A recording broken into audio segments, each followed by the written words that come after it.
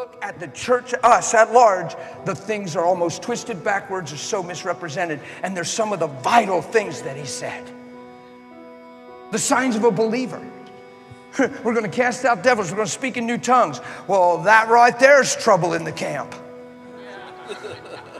Well, tongues ain't for today, and it's of the devil, and ain't no such thing as baptism of the Holy Spirit, and you get the Holy Spirit when you're born again. So now you're building camps and rivers and streams and separating and segregating. And then you're mad, and everybody doesn't believe what you do believe, is probably going to hell, and is it false, and a wolf in sheep's clothing, and the devil himself.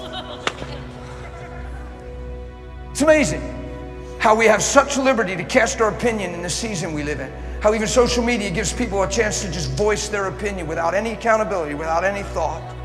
Just listen to a fellow like me, don't even know me. Look, you can say whatever you want about me, it's okay. Nobody can stop me from knowing him, loving him, being loved by him, and I'm not saying that arrogantly. I'm gonna lay on that bed that Mike and Robin so preciously gave me tonight, and there ain't nobody on this planet that can keep him from me. Like, I'm going to lay there, and he's going to talk to me and love on me, and I'm going to wake up, and he's going to be right there. Man, I've already won.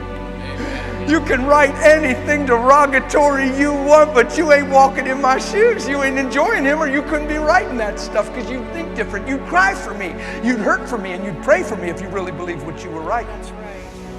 You wouldn't criticize and judge and step out of bounds and play God, because that's not your calling. It's just amazing how people criticize each other. They're just in the Christian camp, man. Well, I don't agree with that. Well, he's a heretic. Well, he's a false prophet. Well, he's this, he's that, he's that. You better be really, really careful. One day you're going to stand before God and find out you might not have known him a fraction of what those people you're writing about knew. Yeah. And all you had was an opinion and maybe not a lot of fruit.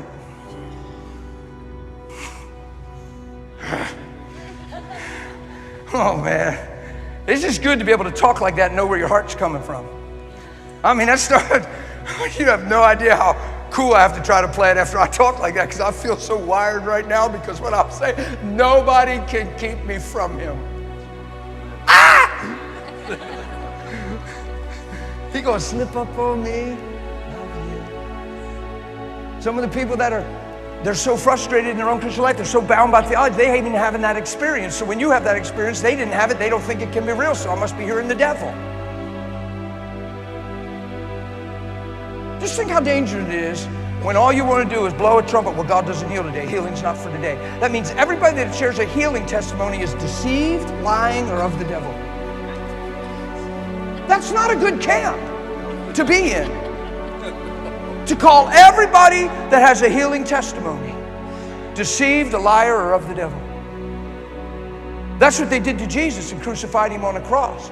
But God raised him from the dead and gave him a name above every name. Amen.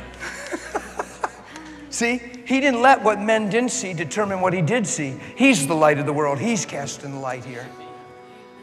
Yeah? Sure. Man, I'm telling you, confidence isn't pride. And there's something you can have in your relationship with God, is a confidence that you know what makes you tick. You know why you say what you say. You know why you travel. You know why you preach. And you know why.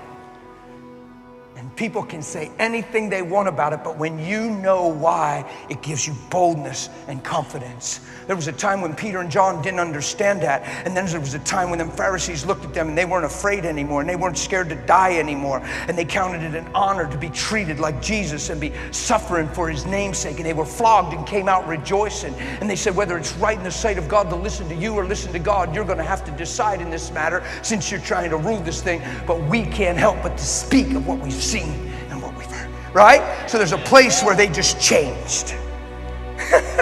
And then because you don't agree with their theology, you're going to call them false prophets. You better be careful.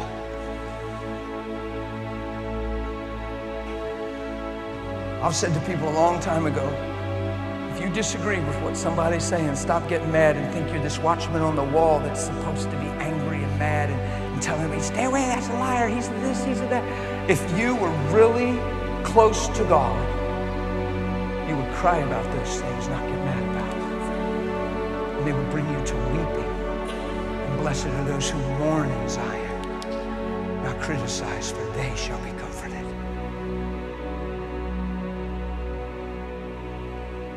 Man, I would hope if you really thought I was that off track, that you'd love me enough in Jesus to cry for me and pray that I'd come to the light of truth, not cut me down with your words.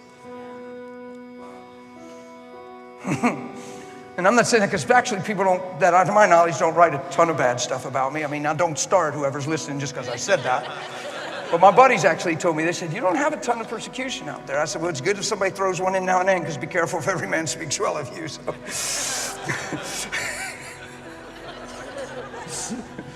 But like I said, my buddy Todd, he just gets hammered all the time. I mean, the dude could just wear long hair and braid it up, and it shows how shallow we are, and all of a sudden he's of the devil because of the way he looks. That's so self-righteous, it's troubling. Oh, God, have mercy. I'll get off of that.